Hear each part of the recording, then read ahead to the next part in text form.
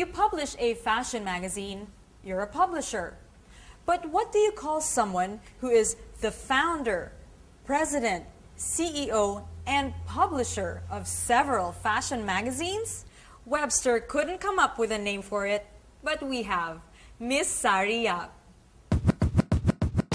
Without a doubt, a lot of us have laid eyes on the covers of these magazines. Perhaps to most of us, we have flipped the pages to satisfy our curiosity. To some, one of these is their Bible. But does everybody know that the power behind the glamour, behind the glossy pages, behind the glitz, is a fearless lady? Sari Yap.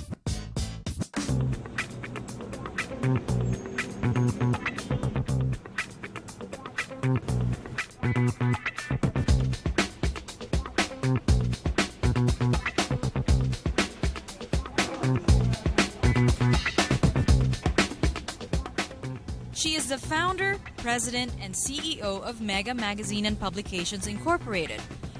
It is no joke juggling her time and energy between 15 magazines and hundreds of staff. But Sari is all smiles in carrying the load. Sari is the eldest in the brood of 6. Love is all around nga raw in her home.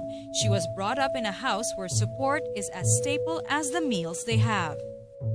Before we go into the business, let's talk more about your life as a child and your relationship with your mom. She was very quiet.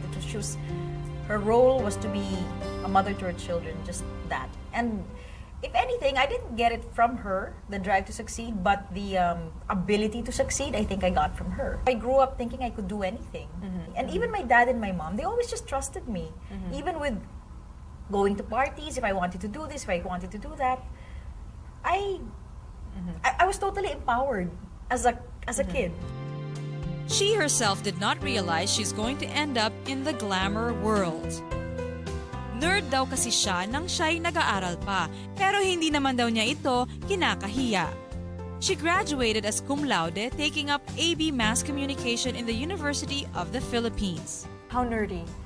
I wasn't that nerdy. I mean, I was having fun, but alam ko yung aking priority is to graduate. I was always thinking, I have to graduate with honors.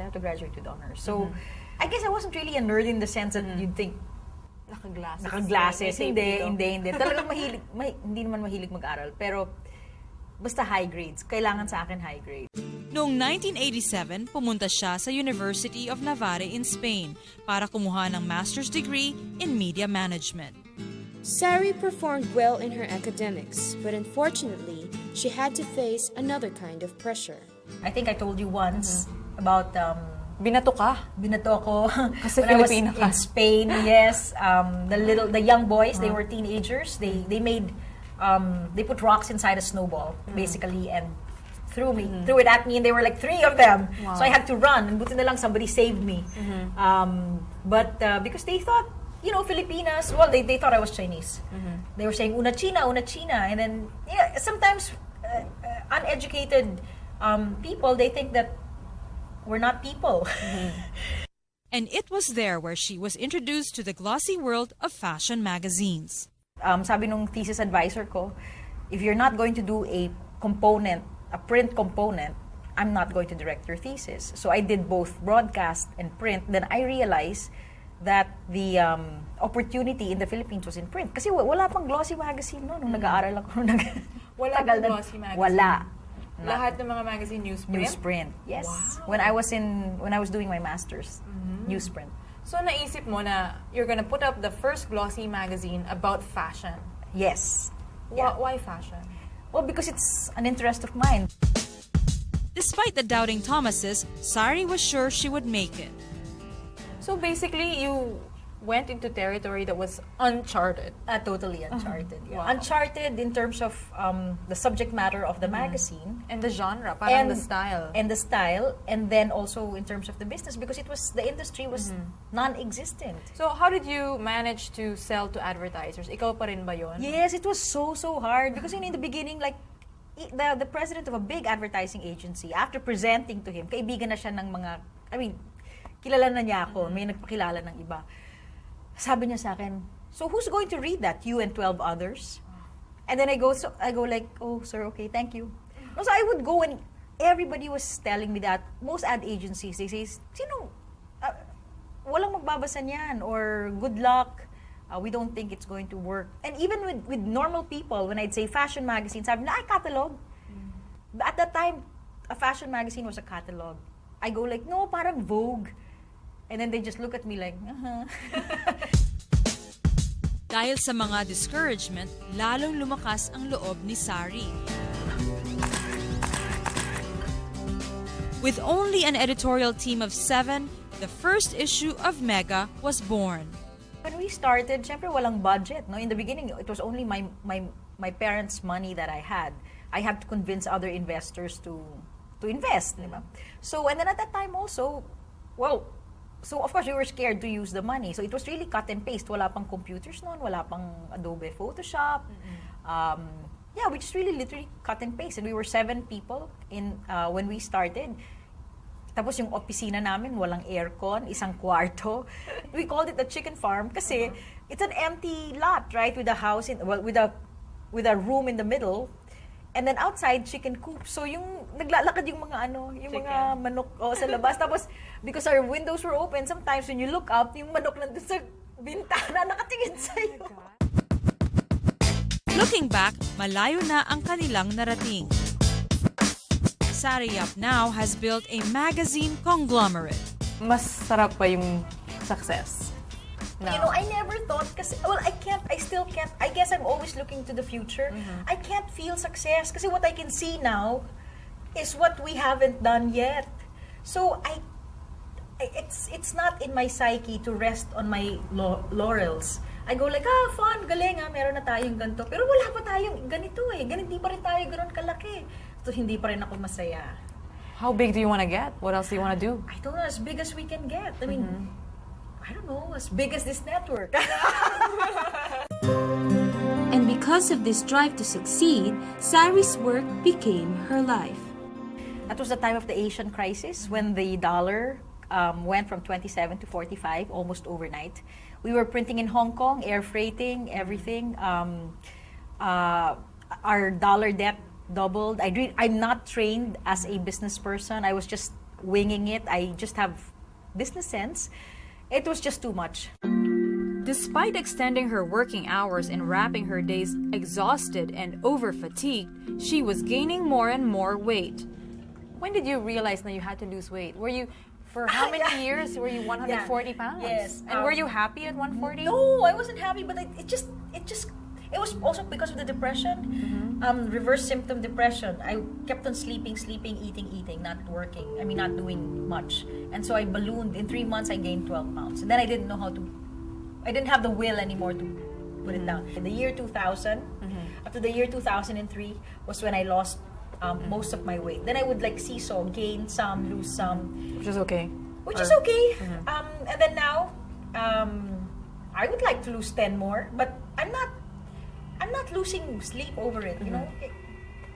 I'm trying to do a lifestyle change again. Amidst all the successes in her career, she was feeling empty inside. The stress and the pressure was getting worse. And then she decided to seek for professional help. When we were expanding from one magazine to how big to our size right now, I was clinically depressed. What do you mean you were clinically depressed? During the time when you were working hard to expand. From one title to the 17 that we have now. Wow. Yes.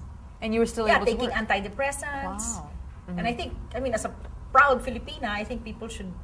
I think it's good to share that because I'm sure a lot of people are suffering from that and baka kinakahiya nila. Hindi nakakahiya yun. Kung kailangan yung pumunta sa psychiatrist, go. During these dark times, Sari never gave up. Instead, she confronted her demons head on. And with sheer willpower, she moved on. Better and bigger indeed.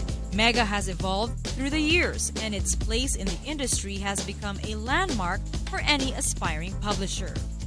It is not only about fashion and teaching people how to put their wardrobe together, but more importantly, it's about how their readers should put the pieces of their lives in one neat place.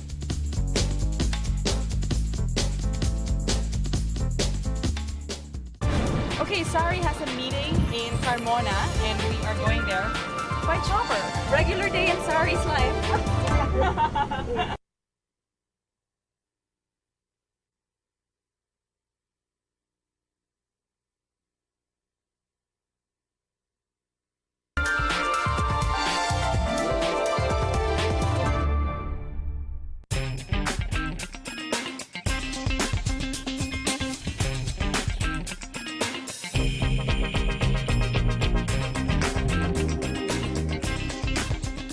Glamour is one of the perks of being in the fashion magazine industry, but Sari confesses it has its price too. Minsan daw kasi the stress and the demands catch up with her. Like any hardworking boss, Sari would like to keep in control. Every single detail never escapes her. What I can say about Sari, she's very direct and she's honest. She really tells you what she feels or what she thinks. I think Sari is a fantastic boss because she's able to bring out the entrepreneurial spirit in all of her editors. So I think that's one of her gifts as a great manager, no? She's very scary because she knows what she's talking about and she knows what she does, ganyan. Hindi mo pwedeng lokohin, hindi ka makatakas or whatever. But do you want to know what and how her day is like? There's always, almost every day, there are like 2 or 3 events that I have to go to. It's good for the business because they're openings for stores, advertisers of ours have launches for their new products, personal parties, parties of friends. I'm also the editor of Lifestyle Asia, which is largely society, so that compounds the need for socializing. It's not just business, but also for the magazine networking. And yeah, that's how my days, it usually ends at 10 or later. She hops from one meeting to another.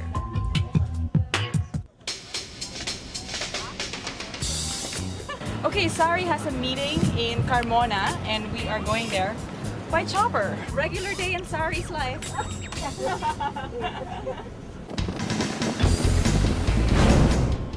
Thank God for choppers that make her travel faster.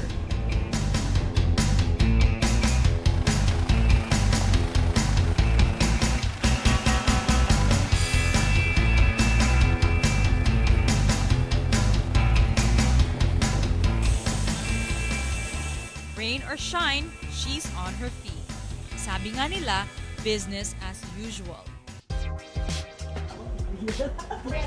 After her meeting in Carmona, a big event is waiting for her in Manila.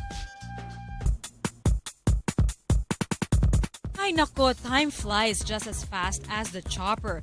Dali-dali ding naghanda si Sari for the next item on her itinerary.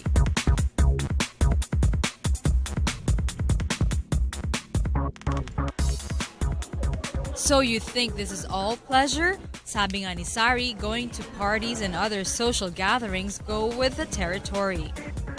Eto na nga raw ang perfect time to miss business with pleasure. Too much of something is not healthy, and Sari believes that the key to keep herself sane amidst the busy days, ang ballroom dancing.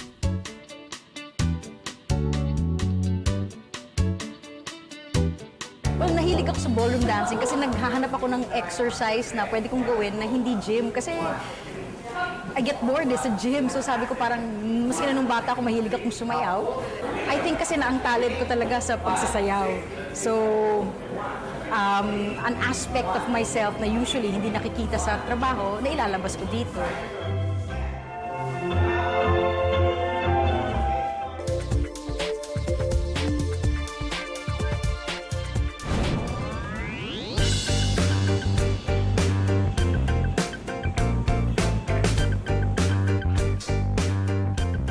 Hi, welcome to my house. Come in, pasok kayo.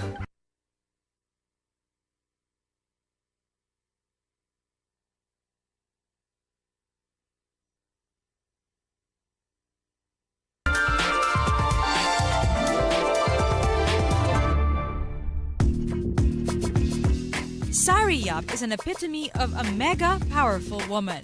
But don't let the glamour blind you. She is more than meets the eye.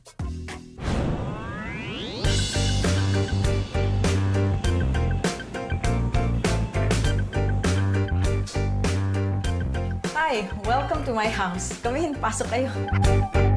This is my house. I like it very much. Kasi after like a long day, magandang umuwi dito para mag-relax lang. Kasi nandito lahat ng mga bagay na paborito ko. Sari's sanctuary is her simple, cozy, but elegant home. I like art a lot. So, in this corridor or foyer, pagpasok ko sa bahay, I have all my collection that I inherited from my father of paintings by Romulo Gallicano. Tapos nandito rin yung mga libro ko. This is a wooden sculpture by Contreras. And then, well, things that I have collected in my travel. So these are things that make me happy when I see them. This is my favorite part of the house, yung sala. I like this couch a lot. I got it from Fern Italia. Dito ko gustong manood ng TV. Tapos kasi, kaya ko gusto dito dahil nakikita ko rin yung labas, which I also love a lot.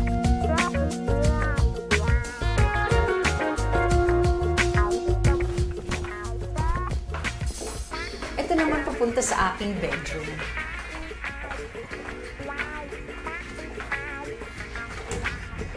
Pasok kayo. Yung bedroom ko, gusto ko dark siya, kaya dark brown ang kanyang color. Dahil parang gusto ko, pag natutulog, para bang may umaakap sa'yo. So ito yung kulay na yan.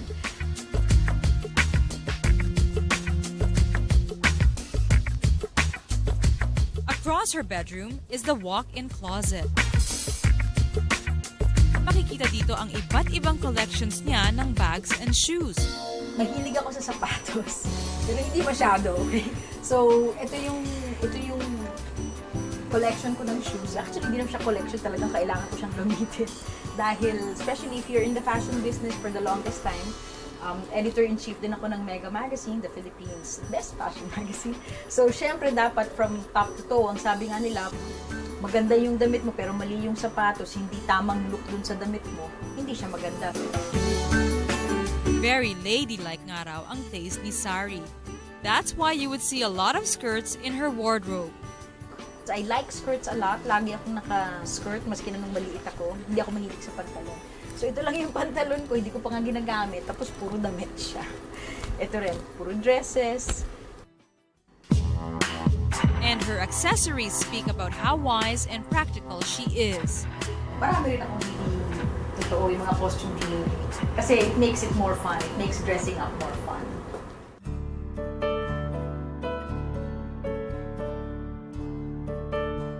Pay it forward is one of her principles. She believes that blessings should be shared to those who have less. So now that you've practically achieved everything that you want and more, how do you give back? Do you feel a sense of responsibility to give back to society? Definitely. Now charity is very important because now I can concentrate on, I guess, helping alleviate the sufferings of our countrymen. Mm-hmm. So yun, that's what I'm looking at. Sari makes time for her favorite charitable institutions, reception and study control for children. So now you are the CEO and you are at the top. Is it you're single? Yes. Is it lonely? Yeah, but not in that sense. I'm learning how to have fun actually now. It's all an attitude. I used to be lonely, but I'm not anymore. Mm-hmm. Why? What happened? How did you change? I think a mind shift. I'm reading a lot. I'm more in the spiritual plane right now. I'm very comfortable in my own skin. I also live alone. And before it used to be a problem, but now it's not. I actually enjoy my own company because also I'm with people all the time. Although exposed to foreign cultures, her Filipina values remain intact.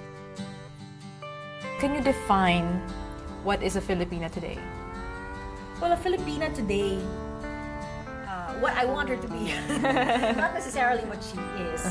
I think is somebody who still has all the good qualities that we value in us, which is, that being conservative in a way of being elegant, inside and out. somebody who can hold her own, somebody who's an equal partner in a marriage, and mother, a superwoman, mother to the children, and somebody who knows her priorities. I think that's what the Filipina is. Things are still happening, going and growing for Sari Yap. Cheers to a woman of elegance and excellence. Cheers to her courage. Cheers, she is one of us. I'm Sari Yap, proudly Filipina.